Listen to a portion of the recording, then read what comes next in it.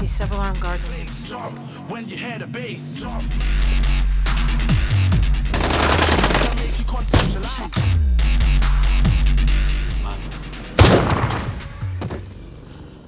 What's going on?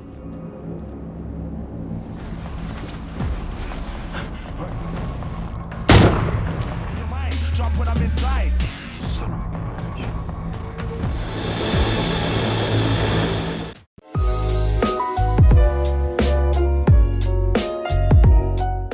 Setelah kejadian itu, Bob Lee lalu membuat rencana dengan meminta Isaac untuk mencarikannya senapan anti-tank berkaliber besar dan diperlihatkan dia membuat sebuah peluru spesial untuk senapan Black King.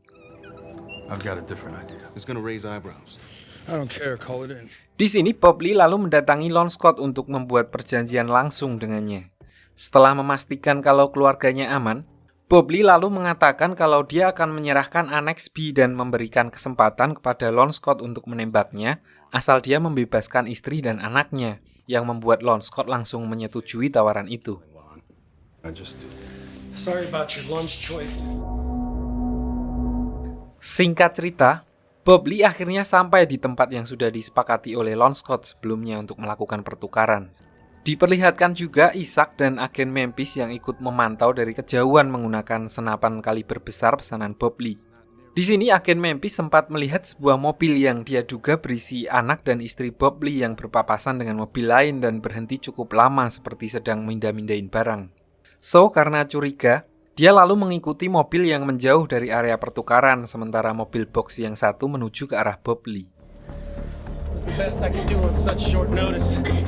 Ternyata, mobil itu hanya berisi Payne dan Julie, di mana terlihat di sini tangan Payne sengaja diikat dengan shotgun yang dikaitkan ke leher Julie. Jadi kalau misalkan dia kesandung atau batuk, otomatis shotgunnya langsung jeder.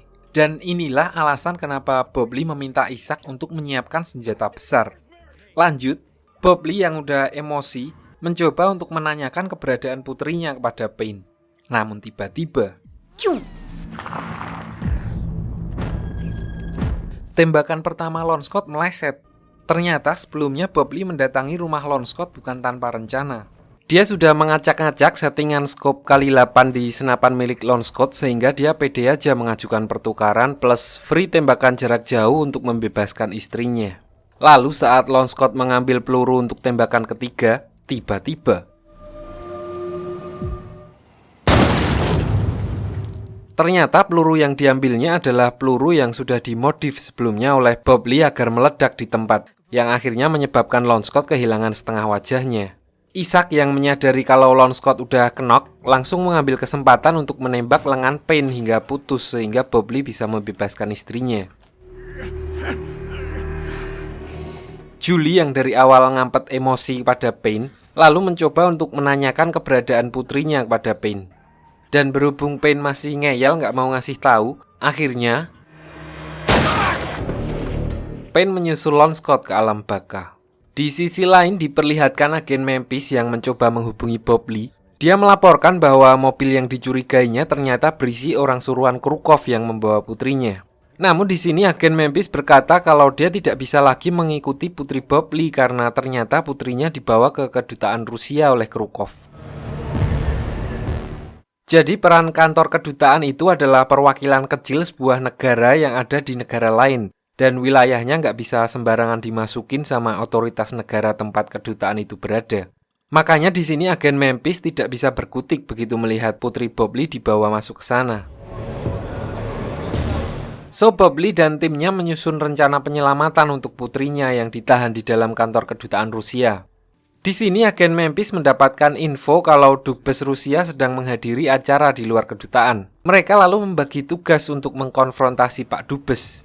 Julie bertugas untuk membuat keributan dan memberitahu Pak Dubes kalau putrinya dibawa oleh Krukov ke kedutaan Rusia. Dan Isaac berperan sebagai agen yang mendukung Julie.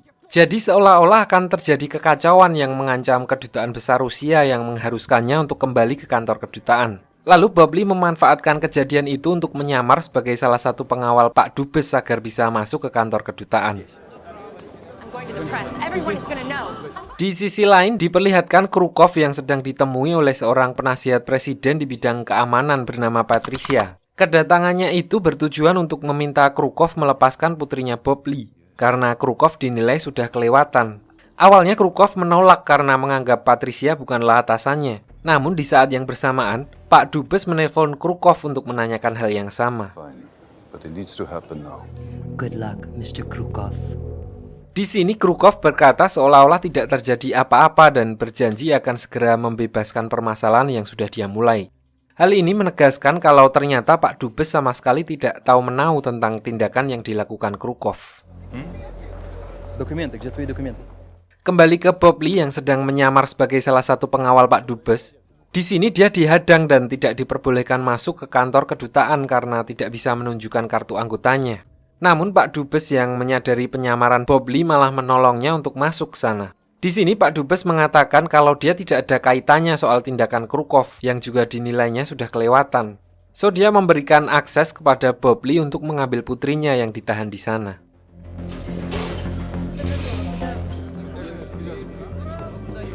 Singkat cerita, Bob Lee akhirnya berhasil menemukan putrinya.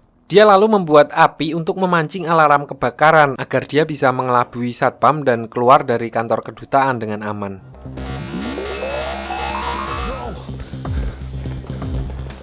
Setelah berhasil keluar dari kedutaan, Bob Lee lalu bertemu dengan istrinya untuk mengamankan putrinya. Dia lalu menyuruh mereka berdua menunggunya di sebuah hotel yang berada tidak jauh dari sana. Sementara Bob Lee berkata kalau dia akan menyelesaikan masalah ini. Setelah mengamankan istri dan anaknya, Bob Lee lalu menelpon Isaac. Di sini dia kembali meminta Isaac untuk menyampaikan pesannya kepada Krukov, yang intinya adalah undangan geger geden untuk menyelesaikan masalah di antara mereka. Krukov lalu menerima tantangan itu. Namun di sini dia hanya mengirim pasukannya untuk menghabisi Bob Lee, sedangkan dia sendiri menuju ke hotel tempat istri dan putri Bob Lee bersembunyi. Jadi ternyata saat putri Bob Lee diculik sebelumnya, Krukov memberinya makanan yang sudah diselipkan alat pelacak super kecil untuk memonitor pergerakannya kalau dia berhasil dibawa kabur. Kembali ke Bob Lee, diperlihatkan di sini dia sudah bersiap dengan skin muka kerak wajan untuk menghadapi pasukan yang dikirim oleh Krukov. Sesampainya anak buah Krukov ke sana, mereka langsung ditembaki oleh Bob Lee. Namun ketika mereka mulai menyebar, membuat Bob Lee tetap terpojok karena kalah jumlah. Di sisi lain, FBI yang juga mengetahui aksi geger geden tersebut dari Isaac juga langsung menuju ke TKP.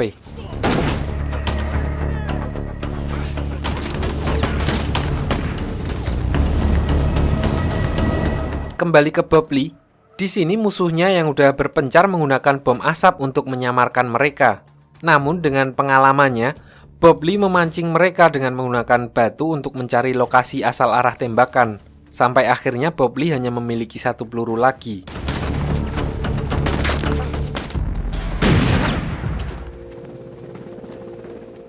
Di sini agen Memphis dan Isaac datang menolong dan berhasil menyingkirkan beberapa musuh, walaupun mereka juga terkena tembakan.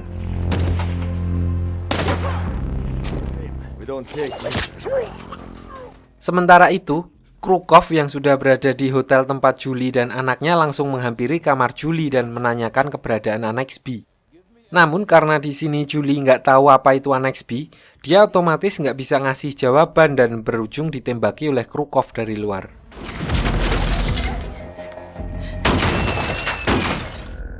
Dalam keadaan panik, Julie langsung menelpon Bob Lee dan lapor kalau Krukov sedang mengamuk di depan kamarnya. So Bob Lee langsung bergegas menyiapkan senapannya. Di sini Bob Lee meminta agen Memphis untuk menembak beberapa kali ke arah mobil Krukov untuk memancingnya keluar. Lalu setelah Krukov terpancing keluar, dengan rumus Pythagoras, perhitungan arah angin, rumus laba rugi, dan perhitungan datang bulan,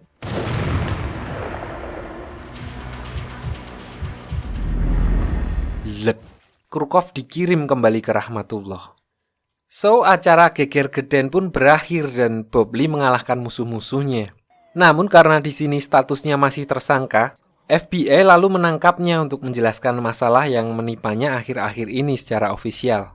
It's gonna be fine. You know he's innocent. Singkat cerita, Bob Lee dan pengacaranya lalu dipertemukan dengan Patricia, seorang penasihat bidang keamanan negara yang sebelumnya menemui Krukov. Di sini dia mengajukan pembersihan nama Bob Lee asal dia mau menyerahkan Annex B kepadanya. Bob Lee lalu berkata kepada Patricia jika ingin mendapatkan Annex B, maka dia harus memintanya dari kedutaan Rusia karena Bob Lee meninggalkannya di sana saat menyelamatkan putrinya. So dia akhirnya membebaskan Bob Lee karena tidak terbukti bersalah atas konspirasi penembakan Presiden Ukraina. Dan di sini diperlihatkan bagaimana mereka mengatur cerita yang akan di-share ke publik, yaitu Lon Scott menghabisi Krukov karena aksi mereka diketahui oleh FBI dan akhirnya bunuh diri. For the assassination. You're an easy man to believe in. Beberapa bulan setelah kasus konspirasi yang menimpa Bob Lee, diperlihatkan di sini Bob Lee dan keluarganya sudah kembali hidup normal. Bob Lee lalu mendapat undangan upacara penghargaan untuk mengenang rekan marinirnya yang akan diadakan di Jerman. Singkat cerita, begitu sampai di Jerman, Bob Lee dan rekan-rekannya menyempatkan untuk pergi ke bar bersama-sama untuk chill sambil melepas kangen karena udah lama nggak ketemu. Di sisi lain, kita diperkenalkan dengan seorang sniper rival dari Bob Lee Swagger waktu di Afghanistan bernama Solotov. Terlihat di sini dia sedang mengawasi Bob Lee dan teman-temannya dan merencanakan sesuatu.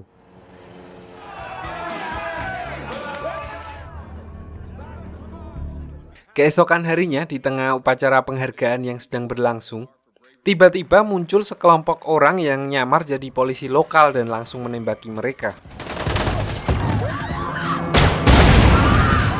Di sini Bob dan yang lainnya berusaha melakukan perlawanan dan berhasil melumpuhkan beberapa musuh. Namun setelah Bob Lee menembak salah satu musuh untuk membuat jalan keluar, tiba-tiba rompi bom yang dipakai orang itu meledak sehingga menewaskan satu lagi teman Bob Lee. Dan ternyata ledakan itu disebabkan oleh tembakan Solotov dari gedung sebelah. Singkat cerita, setelah kejadian itu, Bob Lee menyadari sesuatu yang ganjil, di mana intinya dia meyakini kalau ada seorang sniper yang berperan sebagai pemain cadangan untuk memastikan serangan itu berhasil.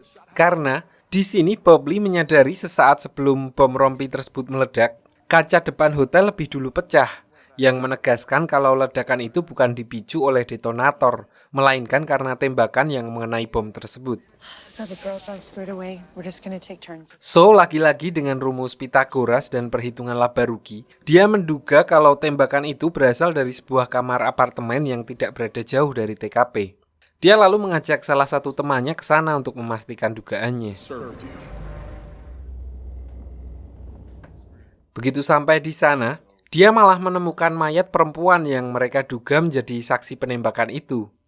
Karena merasa kurangnya bukti untuk menemukan si penembak, so mereka langsung cabut dari tempat tersebut. Di sisi lain, Ishak yang saat ini berada di Thailand setelah sebelumnya memilih pensiun dini, waktu lagi scroll-scroll TikTok, dia tidak sengaja melihat berita penyerangan yang menimpa Bob Lee dan kawan-kawan. Dia menduga kalau serangan itu juga berkaitan dengannya, karena akhir-akhir ini dia merasa seperti diawasi gerak-geriknya. So dia langsung mengajak istrinya untuk pergi dari tempat itu. Dan ternyata dugaan Ishak terbukti benar, di mana siangnya orang-orang yang mengawasi mereka muncul dan langsung menembaki mereka berdua, yang akhirnya membuat istri Ishak terkena tembakan. Kembali ke Bob, diperlihatkan dia sedang mencari temannya yang sebelumnya terkena tembakan dan dibawa ambulan. Di sini dia mendapat info kalau temannya itu sudah dipindah ke PKU Pusat. Namun anehnya para petugas di sana tidak menemukan catatan pemindahannya, yang membuat kecurigaan Bob Lee semakin besar. Dia lalu meminta bantuan salah satu temannya yang bernama Theo untuk menyelidikinya. Akhirnya dari rekaman CCTV terlihat kalau rekannya dibawa oleh seseorang yang wajahnya sengaja ditutup-tutupi. Di sini dugaan Bob Lee semakin kuat dan dia berasumsi kalau kejadian yang menimpa mereka bukanlah tindak terorisme melainkan murni pembunuhan, alias mereka sedang diincar.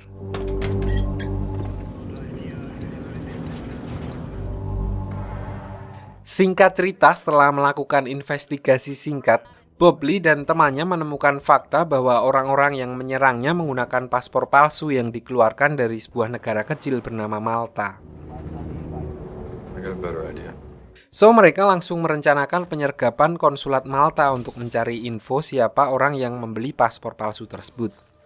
Lalu dengan sedikit shock terapi untuk menakut-nakuti, Pak Konsulat akhirnya memberitahu kalau paspor palsu itu disuplai untuk sebuah organisasi bernama Bulan Sabit Emas dan dikirim ke sebuah gudang yang tidak jauh dari sana. Namun gak lama berselang, agen Memphis datang dan menghampiri Bob Lee. Kedatangannya ke sana sebenarnya adalah untuk mengawal kepulangan Bob Lee dan yang lainnya. Bob Lee lalu menjelaskan apa yang terjadi dan meminta bantuan agen Memphis untuk menyelidiki tentang Bulan Sabit Emas. Dia lalu meminta waktu sebelum pulang untuk mendatangi alamat yang baru saja diberikan oleh Pak Konsulat. This must be where they made the vests. Sementara itu, di sisi lain, diperlihatkan Ishak yang sedang berusaha untuk kabur dari Thailand. Saat Ishak menuju ke sebuah tempat fitness untuk mengambil uang dan paspor yang disimpannya di sana, ternyata dia diikuti oleh orang yang berusaha menghabisinya. Di sini Ishak mampu melumpuhkan orang itu, namun begitu dia keluar, ternyata istrinya sudah tewas di dalam mobil. Kembali ke Bob Lee, diperlihatkan dia sudah sampai di sebuah gudang tempat di mana Pak Konsulat mengirim paspor palsunya. Namun gudang itu ternyata sudah kosong yang menegaskan kalau rencana mereka sudah bocor. Di tengah kebingungannya, Bob Lee lalu menerima telepon dari agen Memphis. Dari pencarian singkatnya, dia mendapatkan info tentang keberadaan Bulan Sabit Emas dan memberitahu Bob Lee untuk segera mengecek ke sana. So Bob Lee dan kawan-kawan langsung menuju ke sana. Namun yang mereka temukan di sana hanyalah orang-orang yang sudah meninggal dan saat mereka mengecek lantai atas, mereka menemukan satu orang yang sudah dipasangi bom dan saat itu juga langsung meledak. Ternyata beberapa saat sebelumnya, diperlihatkan Solotov mendatangi tempat itu. Di sini diketahui fakta kalau ternyata orang-orang itu yang menyewa Solotov untuk membunuh Bob Lee dan kawan-kawannya. Namun misi itu dianggap gagal dan terlihat sempat terjadi cekcok di antara mereka.